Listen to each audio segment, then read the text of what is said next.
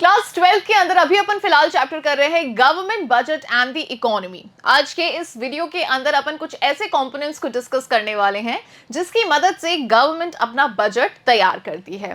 So hello everyone, this is me Ayushi and I welcome you all to score शाला।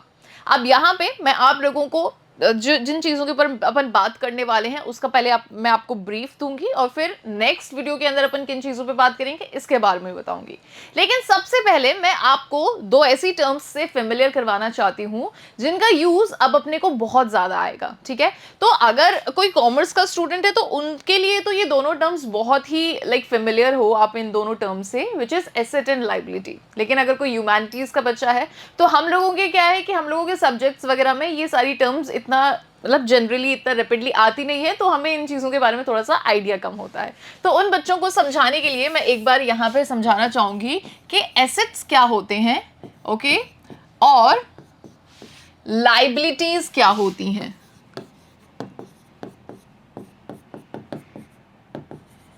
Liability कह लो, liabilities कह लो, asset कह लो या assets कह लो। ठीक है, तो सिंगुलर और प्लूरल वाला वो यहाँ पे वो मान रहा है, तो आप लोगों को तो समझ में आ ही जाता है, होशियार हो आप लोग। ठीक है, अपन बात करते हैं एसेट की। तो एसेट क्या होते हैं? सपोज करो कि मेरे पास में कोई ज़मीन है या कोई बहुत बड़ी बिल्डिंग है जो मेरी है। ठीक है, मेरा एक खुद का बंगला है ना, गोल्ड है मेरे पास में अच्छा खासा। तो ये सारी चीज़ें क्या हैं? ये सारी चीज़ें मेरी प्रॉपर्टी है और यही मेरे क्या हैं? एसेट हैं।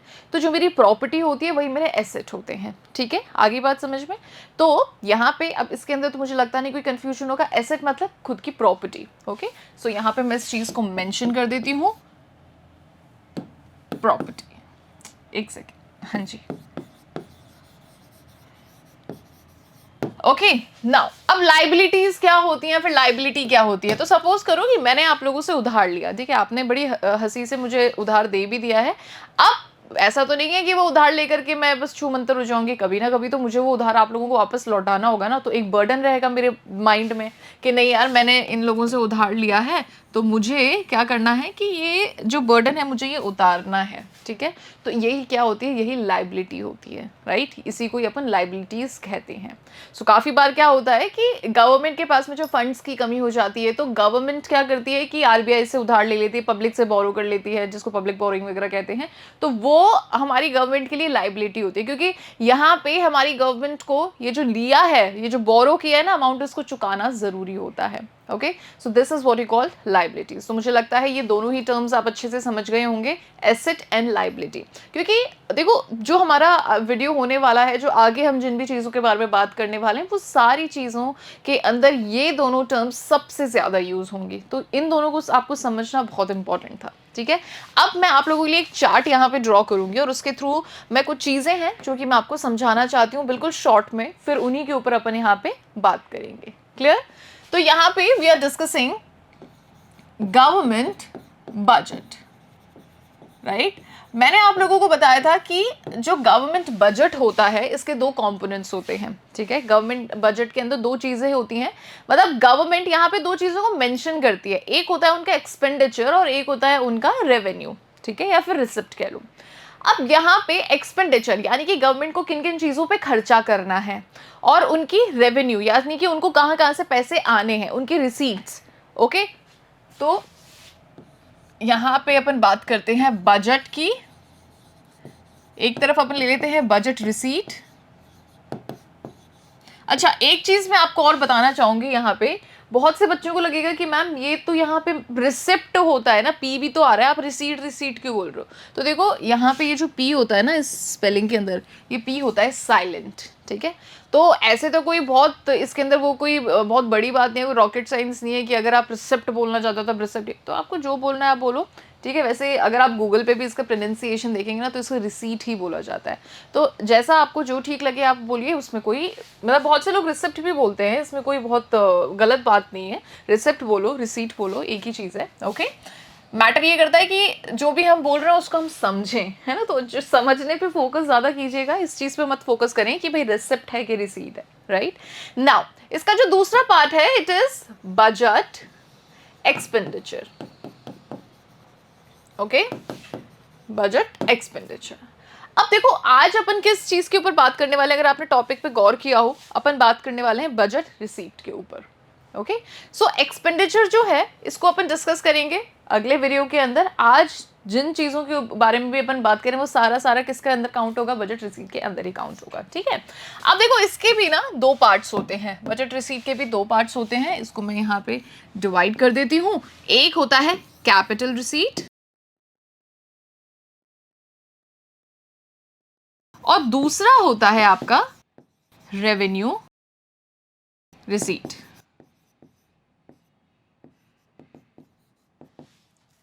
ओके, अब यहां से जो एक्चुअल कहानी है वो स्टार्ट होगी। जो मैंने दोनों टर्म्स बताए थे, एसेट एंड लाइबिलिटीज, वो चीज यहां से स्टार्ट होगी। सो बेसिकली जब अपन ये वाला पोर्शन पढ़ रहे हैं तो कुल मिलाकर के गवर्नमेंट को कहाँ कहाँ से इनकम जनरेट हो रही है, गवर्नमेंट का रेवेन्यू कहाँ कहाँ से आ रहा है, अपन इस चीज पे फोकस कर रहे हैं। ठीक है, अब वो जो रेवेन्यू आ रहा है तो काफी बार ऐसा होता है कि गवर्नमेंट की जो एसेट होते हैं वो वहां पे बेचने पड़ते हैं, उनके ऊपर लाइबिलिटीज हो जाती हैं। लेकिन काफी बार ऐसा होता है कि बस यहाँ पे गवर्नमेंट की इनकम आ रही है, ना ही गवर्नमेंट के कोई एसेट कम हो रहे हैं और ना ही उन पे कोई लाइबिलिटीज क्रिएट हो रही है। ठीक है, दो एग्जाम्पल दूंगी और इन दोनों एग्जाम्पल के थ्रू आपको बहुत अच्छे से समझ में आ जाएगा कि अपन किस बारे में बात कर रहे हैं।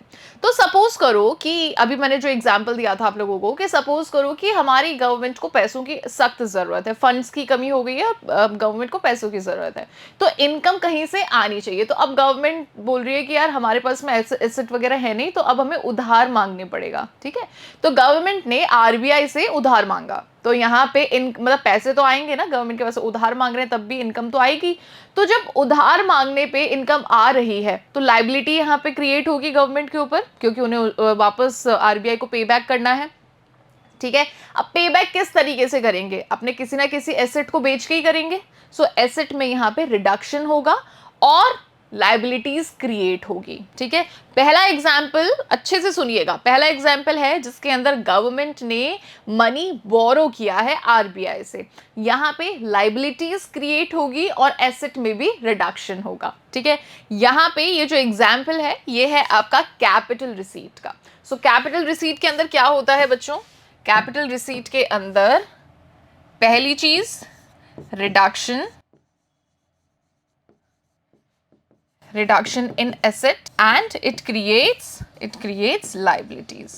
Okay, so ये वो खर्चे होते हैं जिससे गवर्नमेंट के एसेट में रिडक्शन होता है और गवर्नमेंट के ऊपर लाइबिलिटीज बनती हैं, लाइबिलिटीज क्रिएट होती हैं।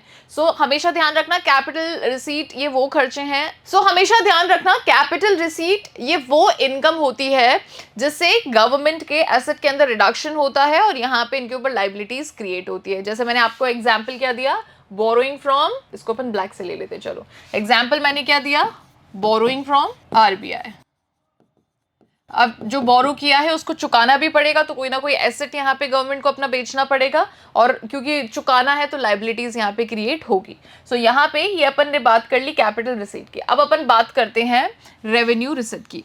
मैंने अभी आपको बताया कि मैं आपको दो एग्जाम्पल दूंगी, एक मैं आपको दे चुकी हूँ, दूसरा एग्जाम्पल मैं आपको बताती हूँ। तो टैक्स तो आपको पता है ना क्या होता है, tax is what, compulsory payment. ठीक है, तो हम सब, हमारे घर में जितने भी लोग हैं, हमारे आसपास में जितने भी लोग हैं, हम सब किसी ना किसी तरीके से टैक्स पे करते हैं। राइट, टैक्स होता क्या है, ये कंपलसरी पेमेंट होता है, यूनिलेटरल पेमेंट होता है जो कि हम गवर्नमेंट को करते हैं। अब ये जो पेमेंट, ये जो इनकम गवर्नमेंट के पास में आ रही है, हम जब टैक्स देते हैं तो क्या गवर्नमेंट के ऊपर किसी तरीके का बोझ होता है कि नहीं ये जो टैक्स लोगों ने दिया है हमें इनको वापस चुकाना है, होता है, नहीं होता है। तो यहाँ पे लाइबिलिटीज क्रिएट नहीं होती है। अब क्या यहाँ पे गवर्नमेंट के एसेट में रिडक्शन हो रहा है, भाई जब हम टैक्स दे रहे हैं तो उनके एसेट्स में रिडक्शन नहीं होगा, उनके एसेट में इंक्रीमेंट होगा, है ना, उनके पास में पैसे आएंगे तो वो और अच्छा कुछ खरीद पाएंगे, अपने एसेट को बढ़ा पाएंगे।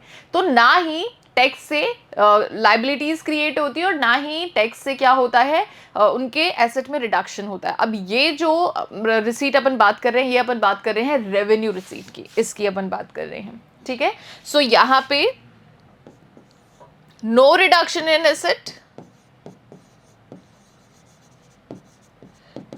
No reduction in asset and no liabilities. ठीक है। अब यहाँ पे थोड़ा सा इंग्लिश को मैं इन्वॉल्व करूंगी ग्रामर में। आपने ईदर और, है ना, नीदर नॉर, ये वाला कॉन्सेप्ट समझा होगा ना। तो ईदर, अब इसके अंदर अपन ईदर और वाला कॉन्सेप्ट लेते हैं और इसके अंदर नीदर नॉर वाला लेते हैं। कैसे समझना? सो यहाँ पे ईदर रिडक्शन एसेट होगा या फिर और यहाँ पे लाइबिलिटीज क्रिएट होंगी, ठीक है। ईदर और, या तो ये होगा या ये होगा। यहाँ पे ना ही रिडक्शन होगा और ना ही लाइबिलिटीज क्रिएट होंगी, ठीक है। तो यहाँ पे ये दोनों चीजें बिल्कुल नहीं होंगे और यहाँ पे या तो ये ऊपर वाली सिचुएशन होगी या फिर ये नीचे वाली होगी। तो नीदर नॉर में ये वाला आएगा, ईदर और में वो वाला आएगा। तो ये कॉन्सेप्ट भी आप लोगों को ध्यान रखना है। तो थोड़ा सा ना क्या इन चीजों को ना आप कनेक्ट करके चलो, क्योंकि ये कुछ ऐसी चीजें हैं जो कि अगर अभी आप अच्छे से समझ लोगे तो हो सकता है हफ्ते भर बाद में आप वापस भूल जाओ, ठीक है। आपको दोबारा से रिवाइज करना पड़ेगा, एग्जाम से पहले वापस से रिवाइज करना पड़ेगा। तो मैं आपको यही सजेस्ट करूंगी कि इस चैप्टर के अंदर अगर आप इस तरीके से इसको टेबुलर फॉर्म में, ऐसे चार्ट के थ्रू अगर आप इसको समझोगे ना, तो आप इसको और अच्छे से और लंबे समय तक समझ पाओगे। अगर आप इसको सिर्फ ऐसे रट्टा मारोगे या फिर सिर्फ इनको, इसके जो पैराग्राफ्स हैं, जो इसका कंटेंट है, सिर्फ आप वो चीज़ पे फोकस करोगे तो इसको आप नहीं समझ पाओगे, ठीक है। जब इस चैप्टर में खत्म करूंगी ना, तो उस टाइम पे मैं लास्ट में आपको इस पूरे चैप्टर का एक चार्ट दूंगी, ठीक है। एक चार्ट एक्सप्लेन करूंगी जिसके अंदर मैं आपको हर एक चीज़ बड़ी ही डिटेल में वापस से बताऊंगी, ओके। पर हाँ, of course upon step by step चलेंगे, अभी बहुत टाइम है उस चीज़ को। तो मैं यही चाहूँगी कि अभी, क्योंकि ये बेसिक बातें हैं, तो इनको आप यहीं पे समझ लो, क्योंकि जब अपन एडवांस चीज़ों के बारे में बात करेंगे तो वहाँ पे अपन बेसिक को दोबारा से नहीं उठाएंगे, राइट। सो मैंने आपको बताया गवर्नमेंट बजट के दो कंपोनेंट्स होते हैं। कौन कौन से हैं? बजट रिसीट और बजट एक्सपेंडिचर। बजट रिसीट के दो कंपोनेंट्स होते हैं, capital receipt and revenue receipt. Capital के अंदर या तो, ठीक है, या तो एसेट में रिडक्शन होगा या फिर लाइबिलिटीज क्रिएट होंगी। रेवेन्यू रिसीट के अंदर ना ही एसेट में रिडक्शन होगा ना ही लाइबिलिटीज क्रिएट होंगी, ठीक है। ये वो इनकम है गवर्नमेंट की जहां पे जिस इनकम के आने से या तो इनके एसेट में रिडक्शन होगा या फिर इनके ऊपर बर्डन क्रिएट होगा, लाइबिलिटीज क्रिएट होगी, ठीक है। वहीं पे रेवेन्यू रिसीट वो इनकम है गवर्नमेंट की जिस इनकम के आने से ना ही एसेट में रिडक्शन होता है और ना ही कोई लाइबिलिटीज इन पे क्रिएट होती है। Example boring from RBI, example tax. Clear? तो मुझे लगता है आज अपन जिन चीज़ों के बारे में बात करने वाले हैं उसकी एक पिक्चर जो है वो आप लोगों के दिमाग में बिल्कुल अच्छे से क्लियर हो गई होगी, ठीक है। तो यहाँ पे मैंने आपको ब्रीफ दे दिया है। अब इसको भी ना अपन थोड़ा, अब ये तो क्या है कि ऊपर ऊपर से अपन ने पढ़ लिया कि हाँ ठीक है, जो मेन चीज़ें अपन ने पढ़ ली। अब अंदर चल के ना अपन इसको और थोड़ा सा डिटेल में समझेंगे। जैसे टैक्स है, तो टैक्स कितने तरीके के होते हैं? टैक्स होते हैं, नॉन टैक्स होते हैं, अब उसके अंदर भी प्रोग्रेसिव, रिग्रेसिव, वैल्यू एडेड, तो ये सारी चीज़ें अपन अभी अंदर बात करते हैं, ठीक है। तो चलिए इसका जो कंटेंट है उसके ऊपर अपन स्विच करते हैं। So structure and components of the budget, यहाँ पे मैंने आपको बताया, ठीक है, budget receipt and budget expenditure. Quick चलेंगे, ठीक है। जो चीजें अपन अच्छे से एक्सप्लेन कर लिए हैं उनको अपन क्विकली यहाँ पे ले लेंगे। So there are two broad components of the government budget which is budget receipt and budget expenditure.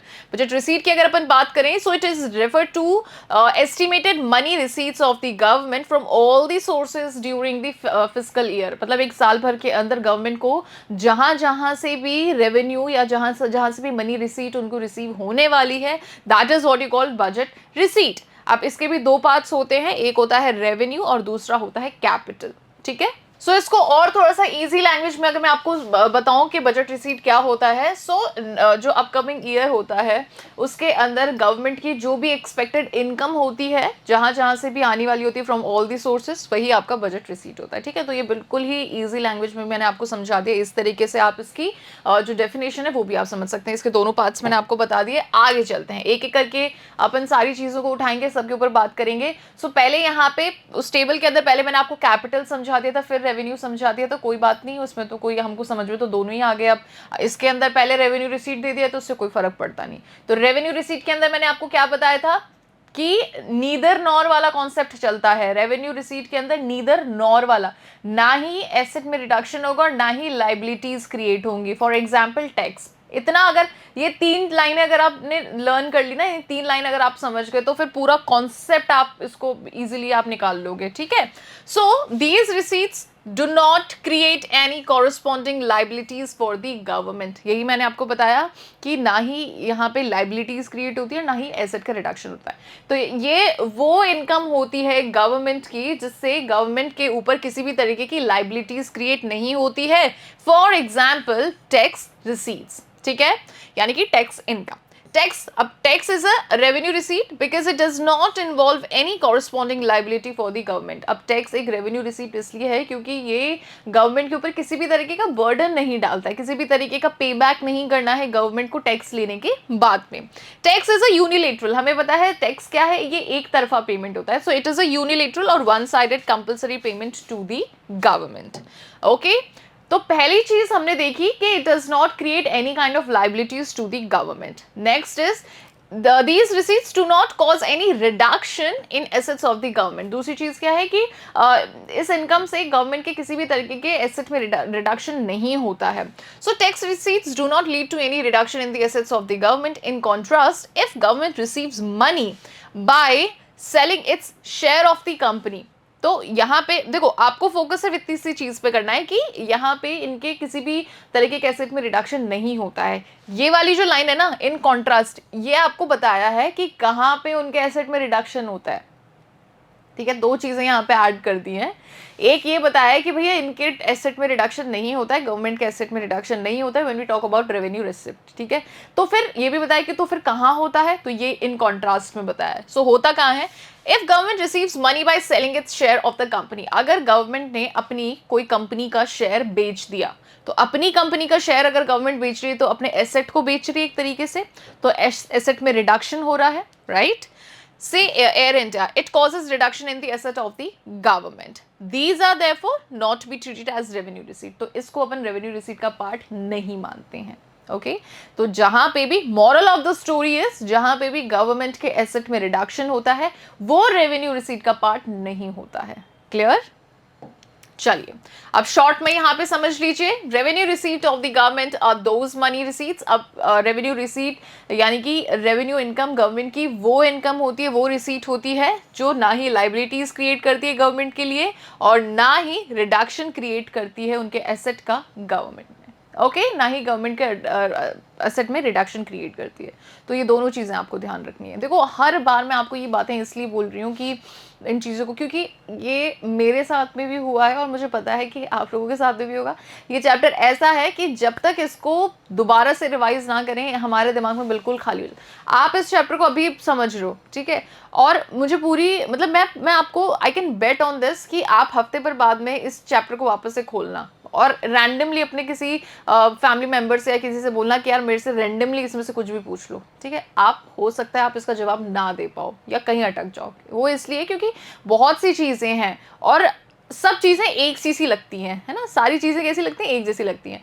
तो वो ऐसी चीज़ों में हम आदमी कंफ्यूज हो ही जाता है। तो इसलिए मैं कह रही हूँ कि जब तक एग्जाम दोगे ना तब तक मैं ये नहीं कह रही कि रटो इसको, नहीं, बस हाँ एग्जाम से पहले इसको अच्छे से आप रिवाइज कर लेना। और क्विकली रिवाइज करने का तरीका यही है कि आप इसका एक वो चार्ट फॉर्म बना लेना जैसे मैंने आपको बताया।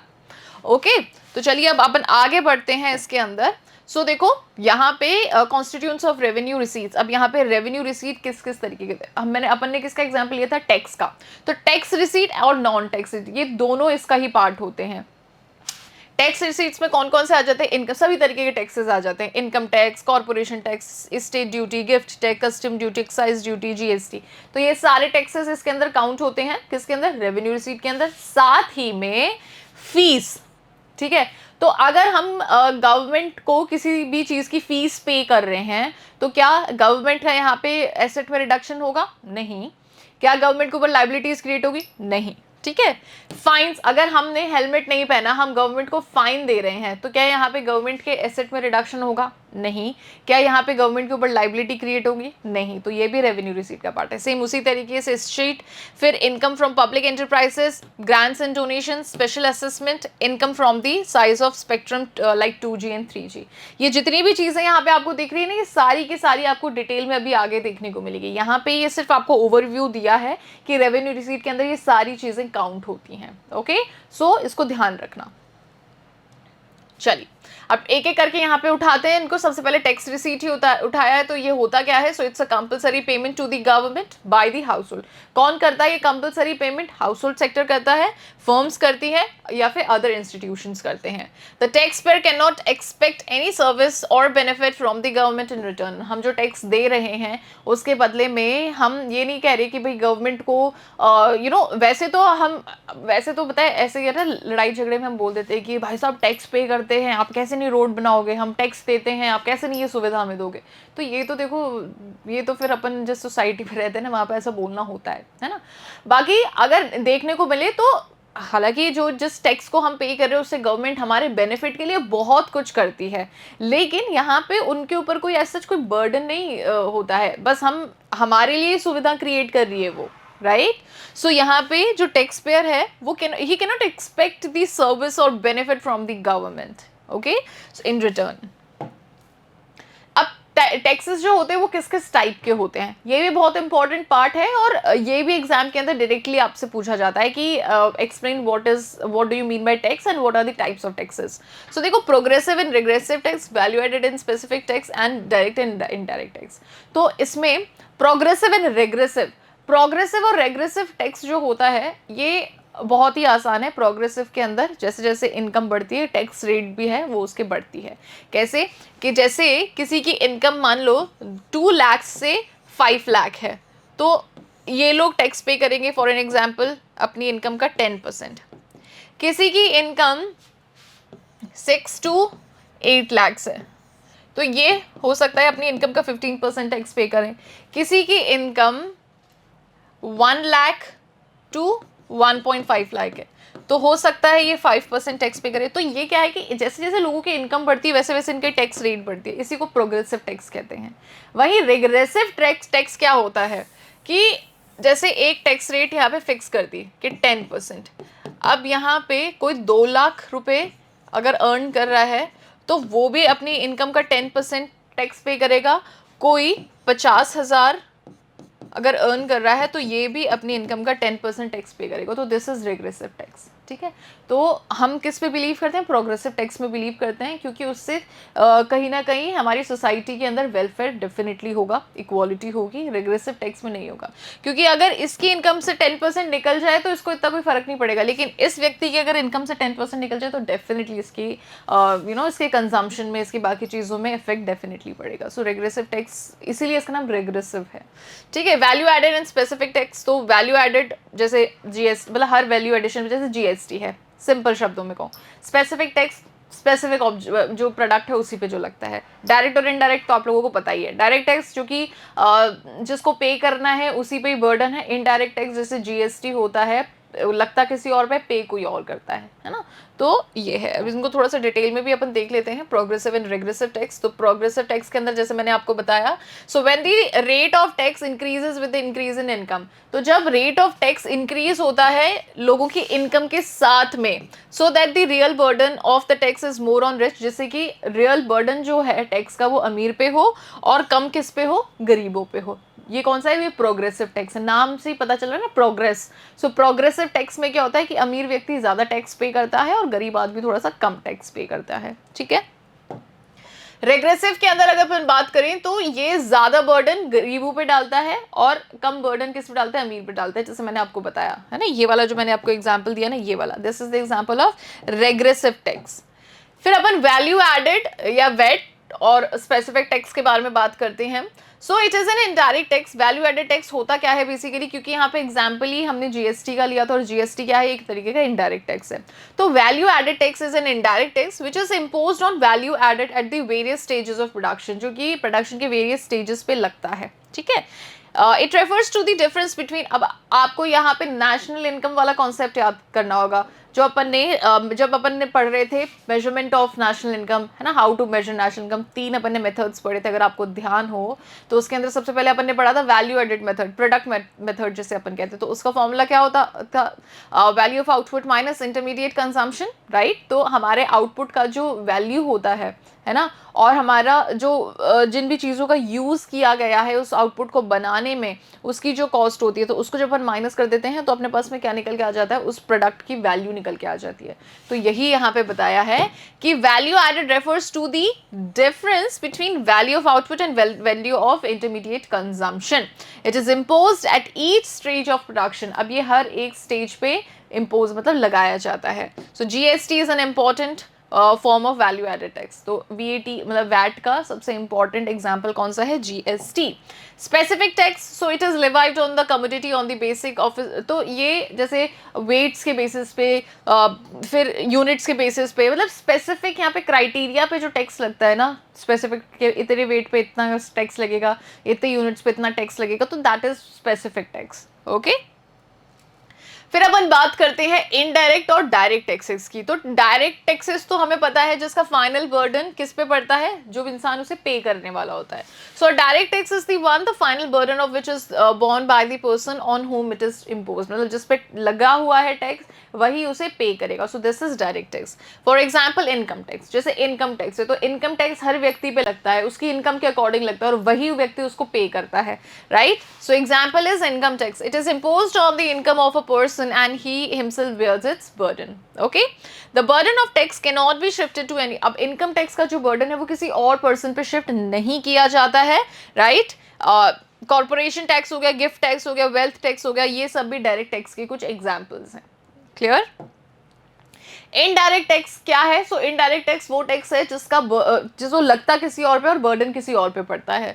सो an indirect tax is the one whose initial burden और impact is on one person, जिसका इनिशियल बर्डन और इम्पैक्ट किसी एक व्यक्ति पे है, but he succeed in shifting the burden to another person, लेकिन वो अपना जो ये बर्डन है वो किसी और पे शिफ्ट कर देता है। जैसे जीएसटी है, ठीक है, तो जीएसटी बेसिकली लगता है किस पे? प्रोडक्शन पे, लेकिन जीएसटी पे कौन करता है? हम लोग पे करते हैं, क्योंकि जो भी प्रोडक्ट आज आप खरीद रहे हो ना मार्केट से, उसमें हम जीएसटी दे रहे हैं, ठीक है?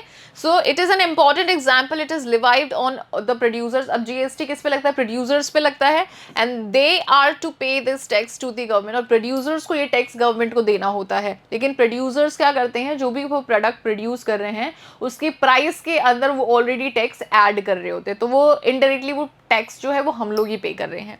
सो but they charge this tax from the buyers by adding it to the price of the goods. Okay, तो जो पर्टिकुलर गुड है उसकी प्राइस के अंदर वो टैक्स ऐड करके वो हम लोगों से उस टैक्स को गवर्नमेंट को पहुंचा रहे हैं, ठीक है? अब अपन यहाँ पे बात करते हैं नॉन टैक्स रिसीट्स की। सो देखो, अभी तक अपन ने यहाँ पे किन चीज़ों के बारे में बात कर ली? ये आपने टेबल देखी थी ना, ये वाली जो टेबल देखी थी ना, तो ये टैक्स रिसीट्स अपन ने बात कर ली है, ठीक है? जीएसटी के बारे में बात कर लिया, इनकम टैक्स और ये सारी अपन ने बात करी ली इनके बारे में। अब अपन नॉन टैक्स रिसीट के बारे में बात करते हैं।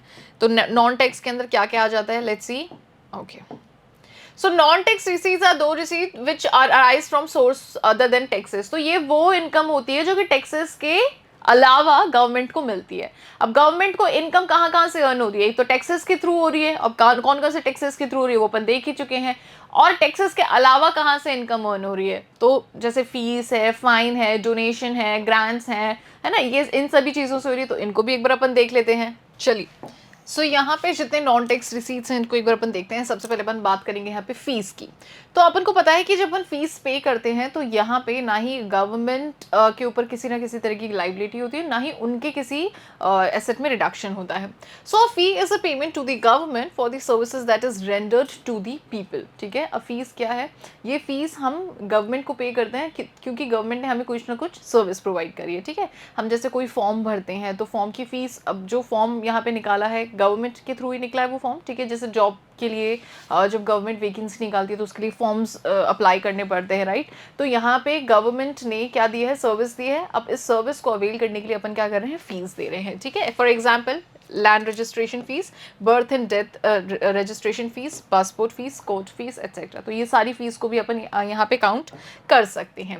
It is to be noted that fee is not a payment price for the commercial service, ठीक है? अब यहाँ पे इस चीज़ पे हमें फोकस करने की ज़रूरत है कि that fee is not a payment, कि जो फीस होती है वो किसी तरीके की कोई प्राइस नहीं है, ठीक है, कमर्शियल सर्विस की, उस सर्विस की हम प्राइस नहीं पे कर रहे हैं, वो जो सर्विस हमें मिली है उसके लिए अपन उसको पे कर रहे हैं। It is to be noted that the fee is not a payment और price for the commercial service. अब यहाँ पे इस चीज़ पे हमें फोकस करना है कि जो फीस हम पे करते हैं वो कमर्शियल सर्विस के लिए हम पे नहीं करते हैं, हम ये एडमिनिस्ट्रेटिव सर्विस, जुडिशरी सर्विसेज, इनके लिए जो लोगों को ये लोग मतलब एडमिनिस्ट्रेशन से या जुडिशरी सर्विसेज जो लोगों को प्रोवाइड होती है, हम उसके लिए क्या करते हैं, फीस पे करते हैं। ओके, फिर अपन बात करते हैं फाइन्स। तो फाइन्स क्या होते हैं, तो जो भी गवर्नमेंट के बनाए हुए रूल्स होते हैं, जब उन रूल्स को हम तोड़ते हैं, ठीक है, फिर वायलेट करते हैं, फिर उसके बदले में जो गवर्नमेंट हमसे मांगती है वो जो फाइन्स हैं, ठीक है। So these are those payments which are made by the law breakers to the government. These are economic punishments for breaking laws, ठीक है, ये इकोनॉमिक पनिशमेंट्स होते हैं लॉ तोड़ने की वजह से। The aim is not to earn revenue, यहाँ पे हमारा एम ये नहीं है कि हम रेवेन्यू अर्न करें, but to make people respectful to the laws. लेकिन लोगों को ये समझाना है कि भाई कानून कितने ज़रूरी है और उनका हमें आदर करना चाहिए। Okay, next is escheat. अब देखो एस्चीट का मतलब क्या होता है, तो काफ़ी बार जैसे सपोज करो, ये चीज़ अपने आसपास अपन अक्सर देखते हैं, ठीक है, कि कोई बूढ़े अंकल हैं, उनके पास में खूब प्रॉपर्टी है और उन बूढ़े अंकल के आसपास उनके बच्चे कोई भी नहीं है, ठीक है, अकेले वो रह गए, उनका पूरा परिवार है ही नहीं, बस वो अंकल रह गए हैं, ठीक है। तो अब ऐसी कंडीशन में क्या होता है कि जब वो बूढ़े अंकल भी जब ख़त्म हो जाएंगे तो उनकी जो प्रॉपर्टी है उसका अधिकार किसके पास होगा, वो जो प्रॉपर्टी है वो कब किसके पास जाएगी, तो वो आ जाती है गवर्नमेंट के पास में, ठीक है। या फिर काफ़ी बार ऐसा होता है कोई ऐसी प्रॉपर्टी होती है जिसका ओनर नहीं मिलता है, तो एक सर्टेन टाइम पीरियड के बाद में गवर्नमेंट क्या करती है, उसको अपने अंडर में ले लेती है, इसी को अपन एस्चीट कहते हैं। So escheat refers to that income of the state which arises out of the property left by the people without a legal heir. सो यहाँ पे एस्चीट हम उस प्रॉपर्टी को कहते हैं जिसको आगे पास ऑन नहीं किया जाता है, ठीक है, किसी बहुत से रीजंस की वजह से, तो गवर्नमेंट क्या करती है, उसको फिर अपने अंडर में ले लेती है। So there are no claimants, मतलब कोई भी पीछे नहीं रहता है जो क्लेम करे कि भाई अब ये मेरे दादा परदादा खत्म हो गया, अब ये प्रॉपर्टी हमारी है, ऐसा कोई जब रहता नहीं है उस प्रॉपर्टी का, तो गवर्नमेंट क्या करती है, गवर्नमेंट उससे अपना रेवेन्यू निकाल लेती है। ओके, फिर स्पेशल असेसमेंट की बात करते हैं। तो स्पेशल असेसमेंट में क्या होता है, सो जैसे सपोज करो कि आज हम अपने घर के पास में या फिर जहाँ पे भी हम रह रहे हैं वहाँ पे बहुत अच्छा खासा एक हाईवे गवर्नमेंट ने बना दिया, कोई अच्छी सी वहाँ पे प्रॉपर्टी बना दी, ब्रिज बना दिया, ठीक है, उससे हमारी जहाँ पे हम रह रहे हैं हमारे घर की वैल्यू बहुत ज़्यादा बढ़ गई, या फिर हमारे घर के पास में कोई पार्क है उसकी वैल्यू बहुत ज़्यादा बढ़ गई। तो अब गवर्नमेंट क्या करेगी, ये जो वैल्यू हमारी प्रॉपर्टी की बढ़ी है, तो गवर्नमेंट क्या करेगी, यहाँ पे हमसे थोड़ा बहुत जो भी पैसा है वो लेगी, क्यों, क्योंकि उनके प्रोडक्शन की वजह से हमारी प्रॉपर्टी की वैल्यू बढ़ी है, तो इसी को स्पेशल असेसमेंट कहते हैं। So it is that payment which is made by the owners of the properties, मतलब जो ओनर ऑफ द प्रॉपर्टी हैं वो ये पेमेंट करते हैं, whose value has been appreciated, जिसकी जो वैल्यू है वो अप्रिशिएट हुई है, मतलब बढ़ गई है, due to development activities of the government. किस वजह से बढ़ गई, उनके जो प्रॉपर्टी की जो वैल्यू है किस वजह से बढ़ गई, क्योंकि गवर्नमेंट ने वहाँ पे कोई ऐसी एक्टिविटी करी है जिसकी वजह से, मतलब कोई ऐसी डेवलपमेंट एक्टिविटी करी है जिसकी वजह से यहाँ पे प्रॉपर्टी के ओनर की जो वैल्यू है वो बढ़ गई है, ठीक है, मतलब ओनर के प्रॉपर्टी की वैल्यू बढ़ गई है। ऑलराइट, एग्जाम्पल भी है यहाँ पे। So when as a result of a construction of road और प्रोविजन ऑफ सीवरेज सिस्टम और कंस्ट्रक्शन ऑफ ड्रेन्स एक्सेट्रा, जब ये सारी चीज़ें होती हैं, सो जो भी आस पड़ोस में नेबरिंग जो भी प्रॉपर्टीज़ होती है उनकी जो रेंटल वैल्यू है वो अप्रिशिएट हो जाती है, क्योंकि लोग फिर वहाँ पे आना ज़्यादा पसंद करते हैं, तो एक तरीके से उसकी वैल्यू अप्रिशिएट हो जाती है। तो then a part of that development expenditure is recovered from the owners. तो गवर्नमेंट क्या करती है, उस जगह के ओनर से ये जो एक्सपेंडिचर, मतलब ये जो गवर्नमेंट ने खर्चा किया है जिसकी वजह से उनको दूसरे व्यक्ति को जो फायदा हो रहा है, उस गवर्नमेंट उस व्यक्ति से अपना यहाँ पे जो असेसमेंट है वो लेती है। It is recovered from the owners from such property by way of special assessment. Okay, फिर अपन बात करते हैं इनकम फ्रॉम पब्लिक एंटरप्राइजेस, जो भी पब्लिक अंडरटेकिंग एंटरप्राइजेस होती हैं, जो भी पीएसयूज होती हैं, ठीक है, यहाँ से भी गवर्नमेंट को काफ़ी बार प्रॉफिट अर्न होता है, तो यहाँ से भी रेवेन्यू जनरेट होता है। So several enterprises are owned by the government, Indian Railway, फिर Nangal fertilizer factory, Indian Oil, Bilai steel plant etc. So profit of these enterprises are sources of revenue for the government. तो यहाँ पे किसी भी तरीके का जो प्रॉफिट होता है तो ये भी गवर्नमेंट का एक तरीके से इनकम का सोर्स ही है. फिर अपन बात करते हैं income from the sale of spectrum 2G and 3G. अब 2G और 3G के तो ज़माने गए, अब तो 4G 5G पता नहीं कौन कौन से जी आ गए. तो अब यहाँ पे बहुत से लोग ऐसे होते हैं जो कि इनकी डीलरशिप लेते हैं, ठीक है, कि भाई आगे हम इनको देखेंगे. तो इनसे जो भी प्रॉफिट अर्न होता है वो भी गवर्नमेंट के रेवेन्यू में जाता है. So income from the sale of spectrum has emerged as an significant source of non tax receipts of the government. Clear? क्योंकि हर कोई तो ये डीलरशिप नहीं ले सकता ना, कुछ ही ऐसे लोग हैं. तो ये बेसिकली ये है कि इसका ये गवर्नमेंट का है, गवर्नमेंट ये किसी को बेचती है, फिर वो लोग आगे जो फैसिलिटीज़ वो प्रोवाइड करवाते हैं, तो प्रॉफिट जो होता है वो गवर्नमेंट अपना एज अ रेवेन्यू ले लेती है. Grants and donation, so it is also a source of government revenue. It is very common for the people to offer donation. तो लोग अक्सर डोनेशन देते हैं, ग्रांट्स देते हैं गवर्नमेंट को. जब नेचुरल कैलेमिटीज़ हो जाती है, किसी भी तरह की अर्थक्वेक हो जाता है, फ्लड हो जाता है, तो बहुत से लोग इकट्ठा करके डोनेशन वगैरह देते हैं. तो ये भी गवर्नमेंट के लिए एक रेवेन्यू होता है. ओके, सो यहाँ पे एक क्वेश्चन है आप लोगों के लिए, how are revenue receipts different from the capital receipts in the terms of meaning and significance. Last में रेवेन्यू रिसीट किस तरीके से कैपिटल रिसीट से डिफरेंट है ये हमको एक्सप्लेन करना है. सो नेक्स्ट यहाँ से अब अपन स्टार्ट करते हैं कैपिटल रिसीट. यहाँ तक अपना रेवेन्यू रिसीट कंप्लीट हो गया है, ठीक है. सो रेवेन्यू रिसीट के अंदर अपन ने किन किन चीज़ों के बारे में बात करी. दो सबसे इंपॉर्टेंट चीज़ कि ये वो इनकम होती है जिसके लिए ना ही गवर्नमेंट के ऊपर एसेट जो है वो कम होते हैं और ना ही गवर्नमेंट के ऊपर लाइबिलिटीज़ बढ़ती है, ठीक है. ये होता है आपका रेवेन्यू रिसीट. टैक्स के बारे में अपन ने इसके अंदर बात करी. एग्जाम्पल अपन ने टैक्स को लिया. अब टैक्स भी दो तरीके के होते हैं, जो भी अपने नॉर्मल टैक्सेस होते हैं वो भी अपन ने काउंट करे, जो नॉन टैक्सेस होते हैं वो भी अपन ने सारे यहाँ पे बात करी, ठीक है. अब अपन कैपिटल रिसीट की यहाँ पे बात कर रहे हैं, तो इसके बारे में मैंने आपको बताया था कि ये वो इनकम होती है गवर्नमेंट की जिसको अर्न करने के लिए गवर्नमेंट के एसेट में रिडक्शन होता है या फिर उनके ऊपर लाइबिलिटीज क्रिएट होती हैं. Okay, so these receipts create a liability for the government. यहाँ पे गवर्नमेंट के ऊपर लाइबिलिटी क्रिएट होती है. एग्जाम्पल मैंने आपको दिया था. फॉर एग्जाम्पल जैसे गवर्नमेंट ने अगर मनी बोरो किया है आरबीआई से, for example loans by the government are a liability, ठीक है. अब जब जैसे गवर्नमेंट लोन ले रही थी तो वो एक तरीके से लाइबिलिटी होती है, ये दोबारा से पे बैक करनी होती है. These are therefore the capital receipts of the government. तो ये कहीं ना कहीं गवर्नमेंट की कैपिटल रिसीट होती है. Okay, These receipts cause reduction in asset of the government. दूसरी चीज़ मैंने आपको क्या बताया कि गवर्नमेंट के एसेट यहाँ पे मतलब रिड्यूस होते हैं. कैसे? क्योंकि गवर्नमेंट यहाँ पे जब बोरो करेगी, अब बोरो किस कंडीशन में करता है कोई भी इंसान, अपने ऊपर लेके देखो. तो हम बोरो कभी भी क्यों करते हैं? जब हमारे पास में होता नहीं है तो हम बोरो करते हैं, ठीक है. और अब इसे चुकाते कैसे हैं? तो हमारे पास में जो कुछ भी है उसे बेच के चुकाते हैं, ठीक है. यही ह्यूमन टेंडेंसी होती है. अब यहाँ पे गवर्नमेंट को बस एज इट इज़ इन चीज़ों पे ऊपर गवर्नमेंट के ऊपर इस चीज़ को अप्लाई कर दो कि गवर्नमेंट यहाँ पे बोरो करिए, अब चुकाएगी कैसे? अपने एसेट को बेच के, ठीक है. जिसे अपन डिस इन्वेस्टमेंट कहते हैं. इन्वेस्टमेंट आपको पता है ना, इन्वेस्टमेंट मतलब क्या होता है? किसी चीज़ को खरीदना, खर्चा करना, और उसी चीज़ को जब हम बेच देते हैं हमारी उधारी चुकाने में या किसी भी पर्पस से, जब उन चीज़ों इन्वेस्टमेंट करी हुई चीज़ को, प्रॉपर्टी को, कोई भी कुछ भी हो सकता है, जब उसे हम वापस से सेल आउट कर देते हैं तो उसको डिस इन्वेस्टमेंट के नाम से हम जानते हैं. ऑलराइट, चलिए. So money received by the government by selling shares, वो ये चीज़ अपन ने पहले देखी थी. अगर आपको ध्यान हो, जब हम रेवेन्यू रिसीट के बारे में बात कर रहे थे अभी, तब अपन ने ये एग्जांपल देखा था कि जैसे अगर गवर्नमेंट को अपना उधार चुकाना और उसने अपने शेयर्स बेच दिए, है ना, उन्होंने अपने शेयर्स बेच दिए. फॉर एग्जाम्पल यहाँ पे एयर इंडिया के शेयर बेच दिए गवर्नमेंट ने, तो यहाँ पे उनके एसेट में रिडक्शन हो गया है और इसको हम कैपिटल रिसीट का पार्ट काउंट करते हैं. Capital receipts are those money receipts of the government which either create a liability for the government or causes a reduction in the asset. Okay, चलिए. In India capital receipts of the government budget are often classified as under. अब capital receipt को और किस तरीके से classify किया गया है? सो रिकवरी ऑफ लोन्स, ठीक है, लोन को रिकवर करने के लिए, बोरिंग एंड लाइबिलिटीज, ठीक है, और एंड अदर रिसीट्स. तो ये तीन तरीके का क्लासिफिकेशन यहाँ पे देखने को मिलता है. पहला है लोन रिकवरी, ठीक है, boring and other liabilities and other receipts. इन तीनों के बारे में अपन यहाँ पे बात करते हैं। सो रिकवरी ऑफ लोन्स के बारे में बात करते हैं। So the central government offer loans to the state government to cope with the financial crisis. अब जो सेंट्रल गवर्नमेंट है यानी कि आरबीआई क्या करती है, स्टेट गवर्नमेंट को लोन देती है ताकि वो अपने फाइनेंशियल क्राइसिस जो भी हैं वो स्टेट गवर्नमेंट उसको थोड़ा सा काम डाउन कर दें। Okay, so the central government offers loans to the state government to cope up with the financial crisis when these loans are recovered. जब ये लोन्स दोबारा से रिकवर्ड होते हैं, asset of the government are reduce. तो इससे होता क्या है, स्टेट गवर्नमेंट के एसेट रिड्यूस होते हैं। जब